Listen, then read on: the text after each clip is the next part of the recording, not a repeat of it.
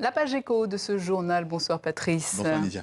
Et ce soir, on parle d'un organe juridique très important pour le commerce en Afrique, l'OHADA, l'Organisation pour l'harmonisation en Afrique du droit des affaires, avec votre invité, l'avocat Jimmy Kodo. Bonsoir. Bonsoir Madame Paliakara. Effectivement, bonsoir Jimmy Kodo. Avant d'entrer dans le vif du sujet, un petit mémo concernant cet organe. D'abord, l'OHADA est né en 1993 dans le sillage du 5e sommet de la francophonie de l'époque. C'était à Maurice, à Port-Louis. Et l'OHADA a pour objectif d'établir, je parle sous votre contrôle, des règles juridiques communes applicables dans le commerce. L'OHADA a créé des lois appelées des actes uniformes qui font par exemple que le cadre juridique du transport de marchandises sur route est le même dans tous les pays signataires. Et aujourd'hui, 17 pays sont membres de cette OHADA. Ils sont essentiellement francophones. Cela va du Bénin au Gabon en passant par la RDC, le Tchad, la Guinée-Bissau et le Cameroun, où se trouve d'ailleurs le siège de l'OHADA. Et c'est une juridiction qui concerne potentiellement 240 millions de personnes environ. L'OHADA, Patrice, qui dispose d'un outil clé, la CCJA, la Cour commune de justice et d'arbitrage. Voilà, et c'est cet organe qui arbitre les différents en droit commercial. Jimmy Kodo, vous êtes avocat en droit des affaires, mais aussi arbitre de cette CCJA. Est-ce que cette instance est finalement une juridiction qui se situe au-dessus des juridictions ordinaires des États membres? Alors, ce n'est pas une juridiction qui se situe au-dessus des juridictions des États membres parce qu'elles ont des champs de compétences qui sont différents.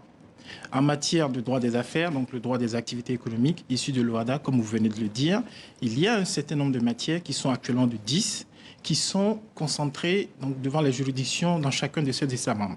Donc lorsqu'il y a des litiges, ces litiges sont réglés devant les juridictions nationales au premier niveau, c'est-à-dire souvent devant les tribunaux de commerce. Au niveau des cours d'appel, lorsque vous faites un pourvoi en cassation, c'est-à-dire que si vous allez devant le niveau supérieur, qui est le dernier niveau, vous allez devant la Cour commune de justice et d'arbitrage. Donc, dans ce sens-là, la Cour, elle chapeaute les juridictions nationales. Maintenant, il y a des domaines dans lesquels la Cour n'a pas de compétences, notamment en matière pénale. Par exemple, en matière criminelle, pour certaines activités économiques, certains agissements relèvent des infractions pénales. Et dans ce cas-là, la Cour n'a pas compétence. La compétence demeure celle des juridictions suprêmes nationales de cassation. Est-ce qu'il arrive que certains États ne jouent pas le jeu, par exemple, et que les décisions de cette Cour soient difficiles à appliquer? Alors, dans la très grande majorité des cas, les décisions de cette Cour sont d'office exécutables, c'est-à-dire applicables, une fois que la Cour elle tranche les litiges.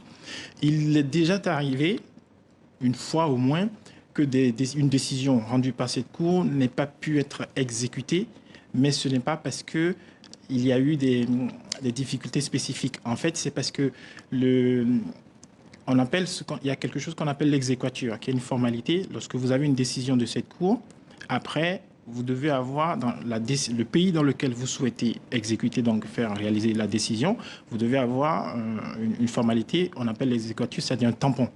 La formule exécutoire. Donc, c'est déjà arrivé une fois, d'ailleurs j'ai été saisi dans ce dossier, qu'une décision n'ait pas pu être exécutée. Mais comme je l'ai dit tout à l'heure, ça reste un cas, je pense, très isolé. Dans la majorité des cas, toutes les décisions de la Cour sont exécutables et exécutées. Donc la CCJA a généralement, donc finalement, le dernier mot. Quelles sont les grandes décisions qui font jurisprudence pour la CCJA ? Alors, il y a beaucoup de décisions intéressantes. Par exemple, en 2016, il y a une décision par laquelle la Cour a dit qu'un pharmacien ou l'activité de pharmacien est une activité commerciale. Alors, ça change quoi? Ça change beaucoup.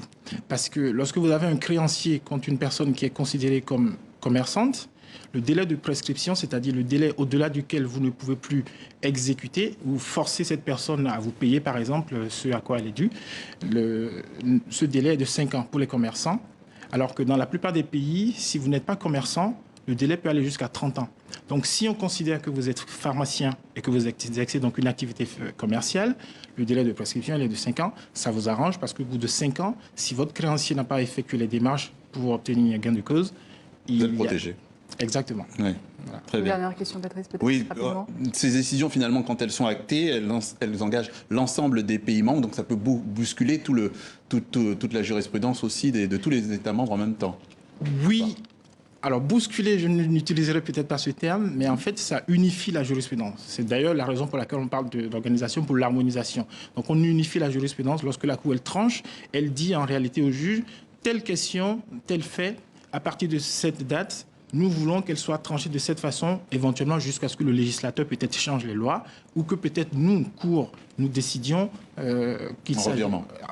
Exactement. Ouais. Et on retrouvera évidemment toutes ces décisions clés dans un code pratique OHADA, maître Jimmy Kodo.